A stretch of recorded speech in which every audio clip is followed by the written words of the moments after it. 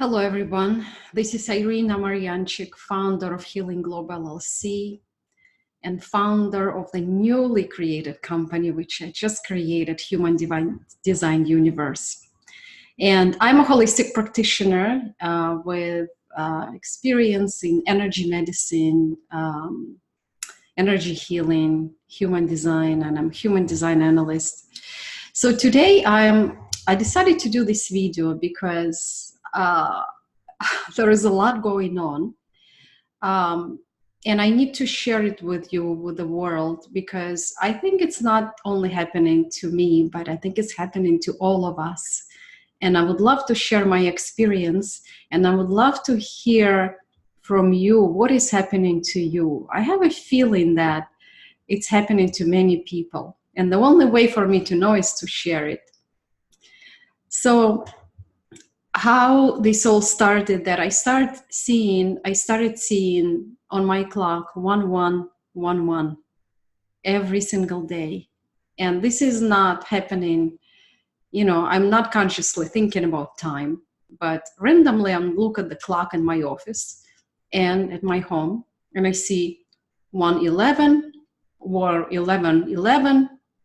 So there are a lot of ones all the time. Almost every other day I see it. 1111. So, for those of you, if you do not know 11, if you see 11, there's duplicate numbers, 1122, and I've seen 22 a lot as well. But specifically for me, I have every other day I see 111 or 1111 or 101, so a lot of ones.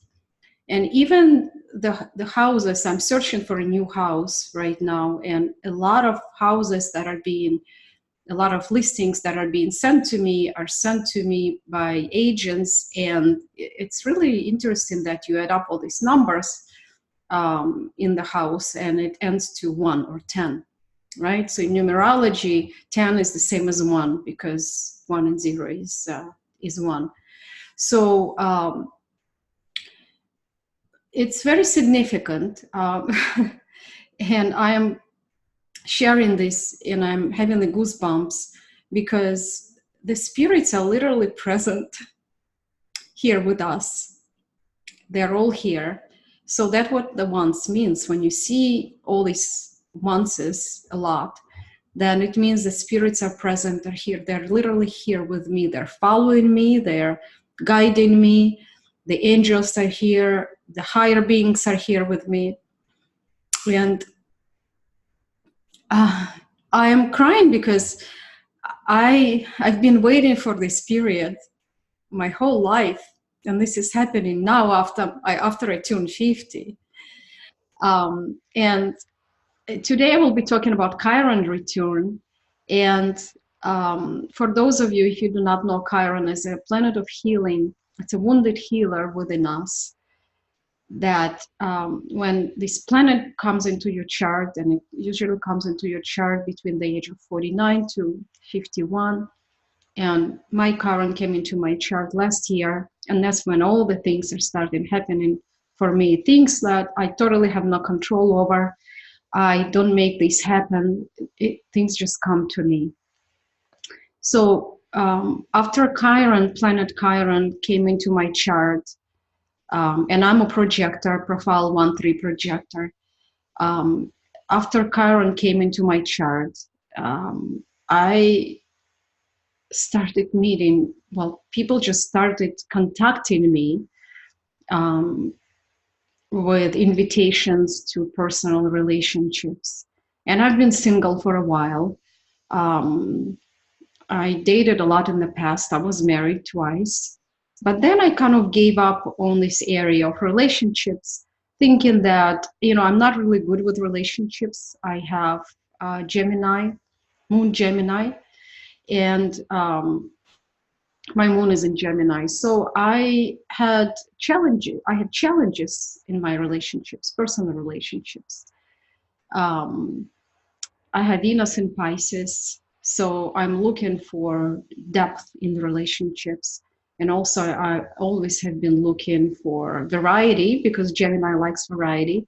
So being in a relationship with me has been very challenging for many people who I dated and who I was married to. Um, but after Chiron, planet Chiron came into my chart, I started getting invitations to relationships. And for those of you, if you know human design, I'm following my strategy and authority, and I have to enter into relationship only through the invitation in order for me to in order for relationship to be correct for me. So I have been living my design, experimenting with my design, and I stopped initiating things, even though I have a channel of initiation, 5125. But as a projector, I should not be initiating things. So I have been patiently waiting for many years. And after Chiron showed up in my chart, I literally started getting invitations from people, from men, invitations to date. And also I started having invitations to business, to do business together, into business partnerships. So Chiron in your chart is a very real thing. And I also have several clients, and many clients who I run their chart, of course, when they step into my office. I create their chart and I looked at their Chiron, and I had 3 clients who turned 50, and their life is shifting, totally shifted professionally, with relationships. They also started getting invitations into relationships. They want to date. They want to create beautiful partnership with the person they're dating. And this is the theme that I'm noticing, that when Chiron comes into your chart, you will start experiencing shifts, very deep shifts in your psyche, in the way you operate. And you will be forced to face things that you don't want to face. Things about yourself that you have been ignoring, your shadows. We call it in human design the shadow, things that you think not pretty about you. And there is no way to avoid it. These things are going to come up. They usually come up while you're in the relationship, and when they come up, you are forced by the energy to look at them and to heal them. So when things come up, the conflicts come up in relationships, you're here, you're literally asked to shine the light and heal these wounds. And for me, I certainly faced that as soon as Chiron came into my chart. I needed to deal with my sexuality, with the past traumas caused by past experiences when I was 16. And these relationships were opportunities for me to heal them and to transform them. But I have to tell you, I'm a spiritual energy worker, so if I didn't know about this, I wouldn't be able to recognize these things. I would be ignorant, I would be arrogant, I would never pay attention and ignore those people who came into my life. And we do that a lot. The ego ignores things. The ego wants to compare. I'll give you an example. I just met someone, and someone invited me into a relationship. And if I would operate from my ego, I would start measuring that person by how much money he makes. Is he overweight? How he looks? Because I'm into fitness as well. I was a professional ice skater. So I would measure that person based on my ideal vision of how my partner should be. So he should look certain way, he should make certain amount of money, drive certain special car, and have certain assets. So all these things, that's how I used to be in the past when it comes to relationships. I would measure people based on how much, what they have materially. And I'm the ego projector, so material things are very important to me. And I have been operating based on that agenda all my life, pretty much. So now I'm meeting this person who has gate 55, which is the gate of freedom. This is the gate, or a gene key, if you're familiar with gene key. It's a gate in their design that is constantly going through the mutation process. And these people are pioneers in our mutation. All of us are mutating. And they're teaching us, they're guiding us how to go through this mutation process. I do not have gate 55 in my design, but I see with my clients and with people, I did thousands of readings, how this channel is operating through them. And it's pretty amazing how detached they are, how freedom loving they are. And some of them I'm having a hard time because of their ego. So ego is really in the way of obtaining that freedom.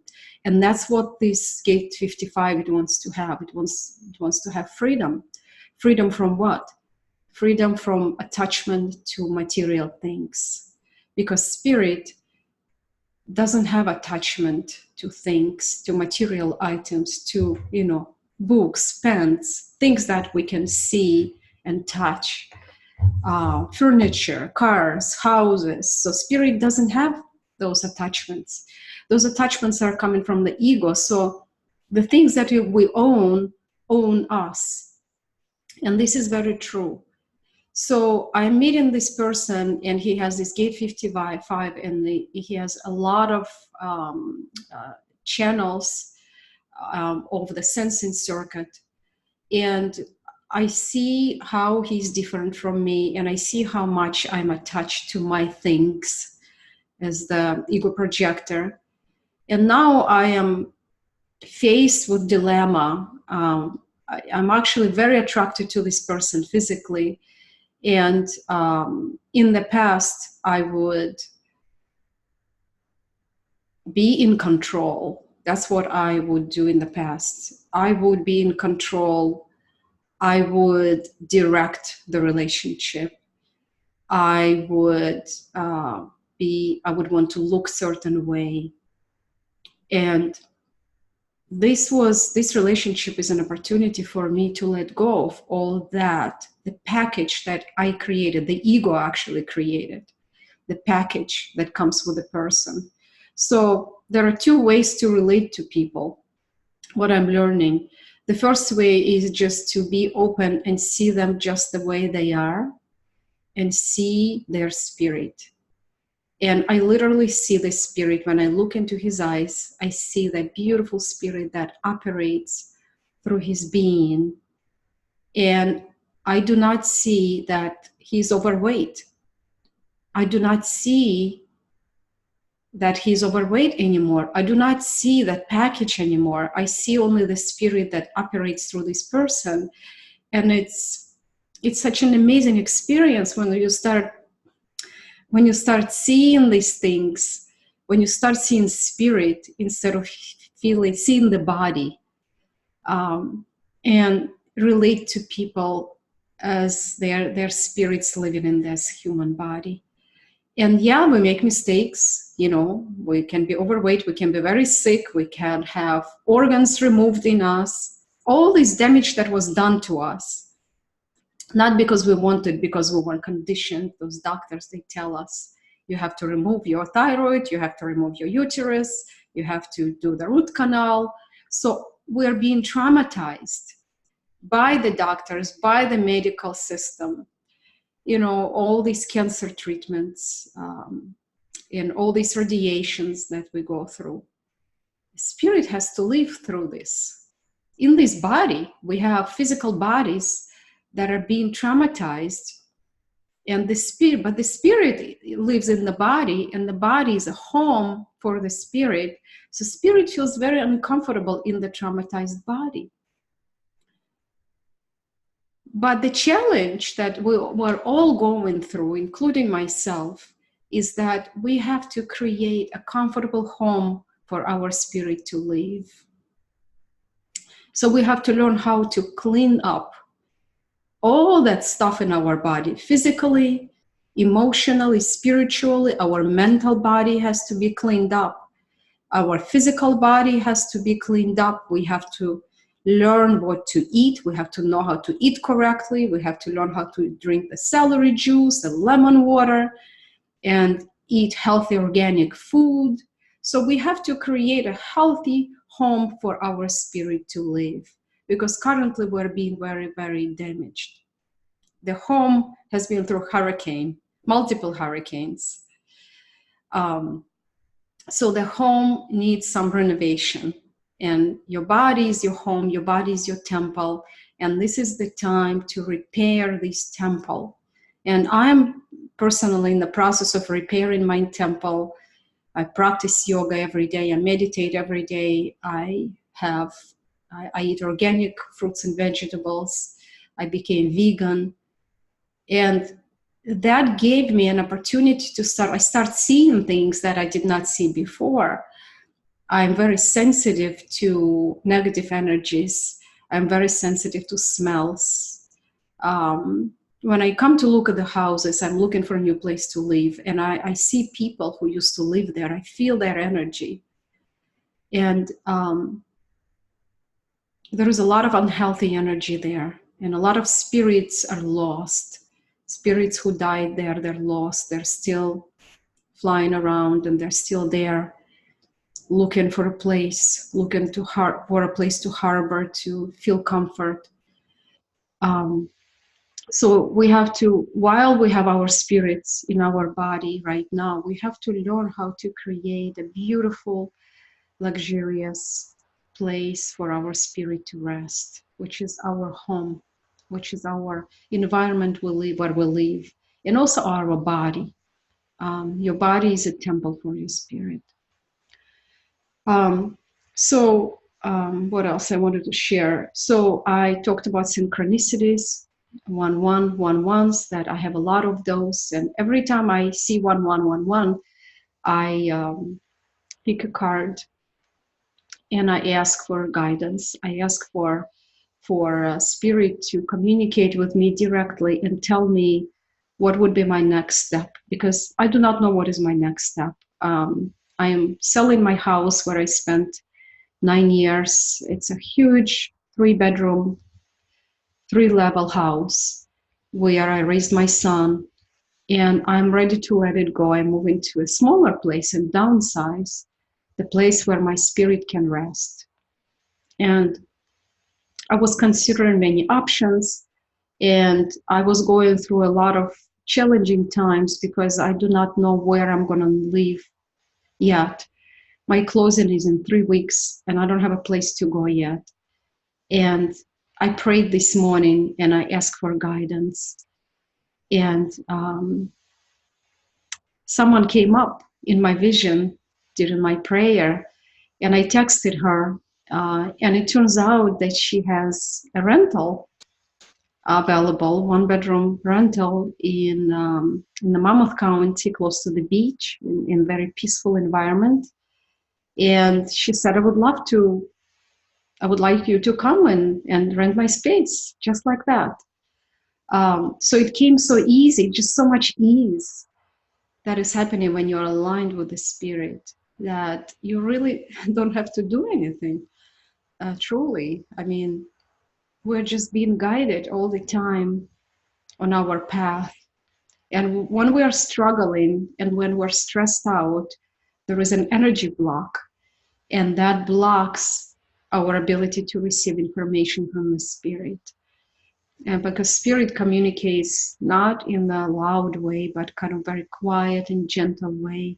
So we need to align our energy with that gentleness and beautiful, in order to hear the beautiful voice that is being shown to us. So I wanted to share with you the card that I picked. And the card that I picked it's called the Lower World. Lower World. And that's what it says. I'm going to read it to you. And this is the Mystic Shaman Oracle cards, the card deck that I'm using. It's beautiful and it's extremely accurate. I have been using it for several months now, and I'm literally being guided. When I see 1111, I pick the card, and I'm literally being guided by what would be my next step. So the essence of this card is the lower world holds the hidden treasures of humanity. It's a place of rich and fruitful darkness where we can find the disowned parts of ourselves and abundant aspects of our psyche. The lower world is the place of our ancestors, and where we discover the gifts and lessons from the past. It's the realm of the collective consciousness and collective unconscious. Here we can meet our demons and transform them into energy, our source of personal power. So ancestral collective consciousness, if you're familiar with human design, collective circuit, our ancestral energy, we're all plugged into that. So when you disconnect from your collective, you feel very different. As a projector, I feel very different. But the collective has a lot of impact on us. And it's programming us. It's programming us how to operate. And a lot of times this programming is fear-based, survival-based. So we're all in that survival soup. How are we going to survive? How are we going to live? How are we going to make money? Our constant worry about making money is a survival strategy of the collective. We really don't have to worry about that. Imagine you live your life without worrying about how you're going to generate income. I'm here in the United States. I know in other countries is a little different, but in the United States, it's very expensive to live. I live in the metropolitan area in New Jersey, 40 minutes away from New York City, and it's certainly generating income is an issue for many people.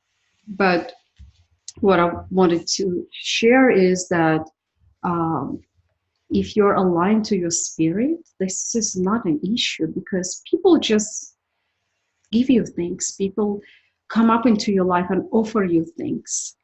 And I didn't know that before. And that's what I was struggling so much. But now it's very different. Now, literally, every time I want something, I just sit down, meditate, I visualize, and someone calls me and say, would you like to get together and discuss it? So it's just a beautiful time we live in. And if you're a projector, remember you are guiding others. So we're here to guide others, generators mostly. Manifestors can guide themselves, but we are here to guide generators and other projectors. So if you're not clear about your path, if you're still struggling, you cannot guide other people. So try to connect with your own spirit, meditate more, spend time alone, away from the collective, somewhere on the beach, in the park, where you start seeing the signs. That nature always gives us signs, and those signs are guiding you on your path. So this is, again, I am going to continue with a lower world card. It says, it's time to honor your past and recast your life as a heroic quest. Recast your life as a heroic quest.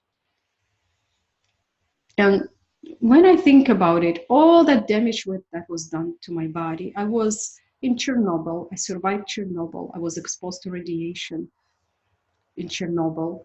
My family is very sick. Thyroid was affected. When I came to the United States, I developed 2 autoimmune conditions, Hashimoto and arthritis.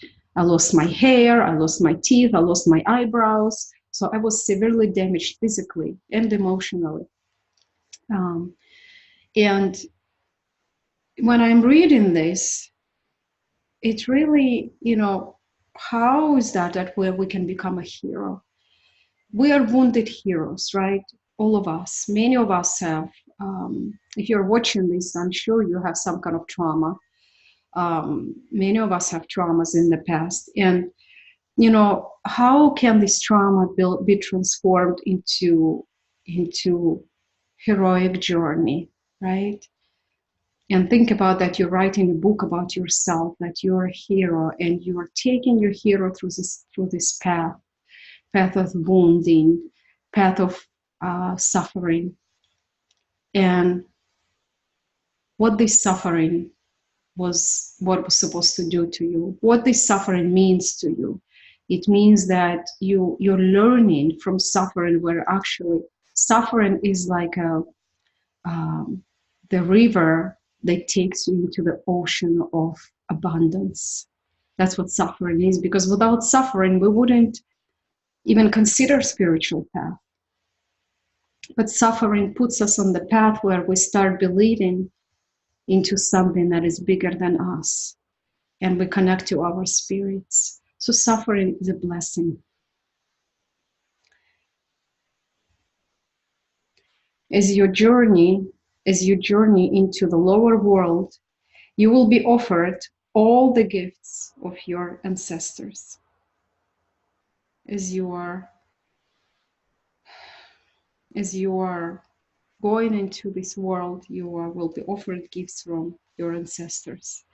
So what are those gifts? The pain that our ancestors have been through, suffering, pain, ego-related stuff, accumulation of material things, constant desire to have more, constant desire to accumulate, to create more.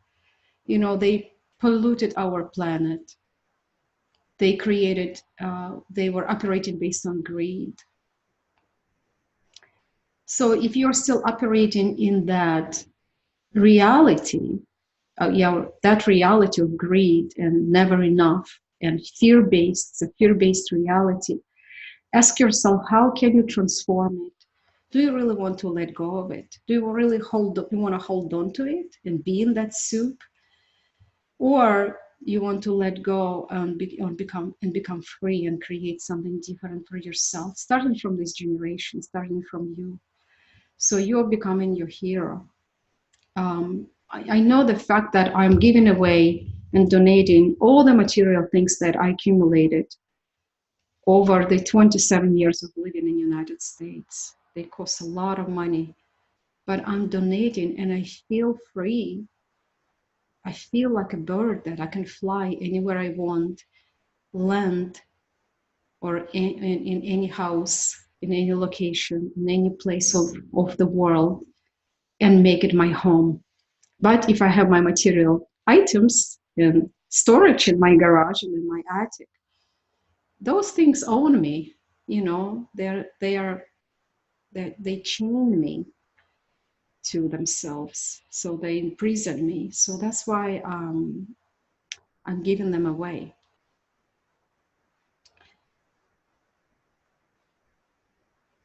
Their struggles, talking about ancestors, their struggles, the way they hurt, the way they lived, and the way they died will become blessings.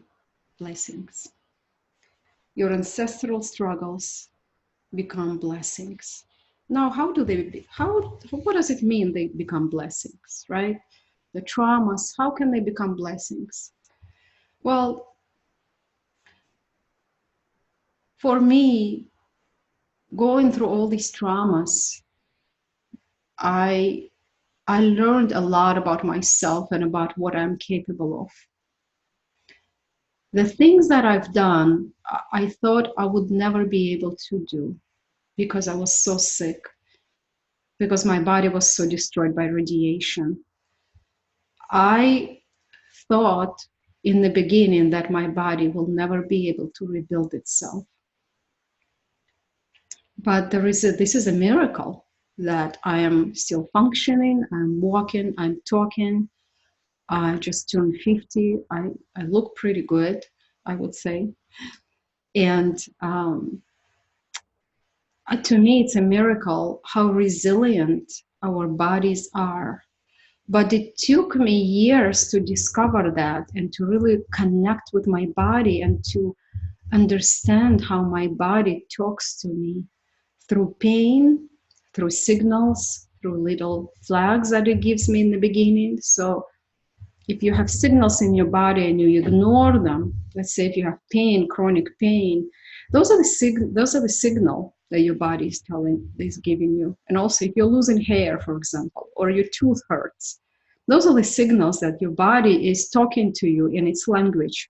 Because body is not going to knock and say, listen, can you give me some orange juice because I need it today because I'm low in vitamin? Can you give me some sunshine because I'm low in vitamin D? Your body doesn't talk like that. The body has symptoms, and we have to learn how to listen to the symptoms. And before we actually have a breakdown. So the signals are very low and quiet in the beginning. And then when we have chronic illness, it means the body is crying for help. So we have to learn how to communicate to our body and learn the beginning stages before we actually develop illness. So learn how to listen to these beautiful, quiet messages from your body. So that's what I wanted to share. I'm going to, because so many things are happening for me right now, I'm literally moving into a new reality. I don't know what is this reality. I don't know what's going to happen to me even next week, 3 weeks from now, where I'm going to live, but I trust that I will be guided. And it's such a beautiful thing to be relaxed, knowing that you're being guided and you are being taken care of. It's just a beautiful, amazing thing to experience. And I have goosebumps. And remember, I come from the reality where I'm a total atheist, came from Russia, from Ukraine. We were not allowed to believe even God, or God didn't exist for us. So for me, moving through this transformation is very, self-empowering and very deep process. And again, I do not know where I'm going to end up with this. I am just feeling the guidance and the guidance of the spirit, and it feels pretty amazing.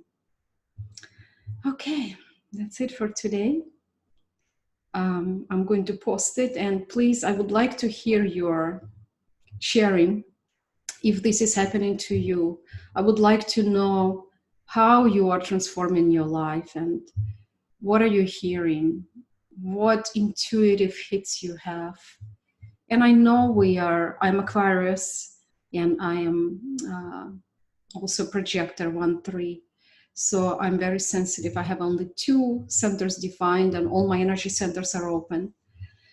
And if you do not know what this means, go to Human Design and run your chart, and you will understand what this means. So openness means that we can feel everybody. We see and feel everybody in our body. So that's what I wanted to share. Please respond and let me know what's happening in your life. I would like to be spiritual connected to you, because we are one big family, human family, and we're all operating together, and we're here to support each other. Thank you.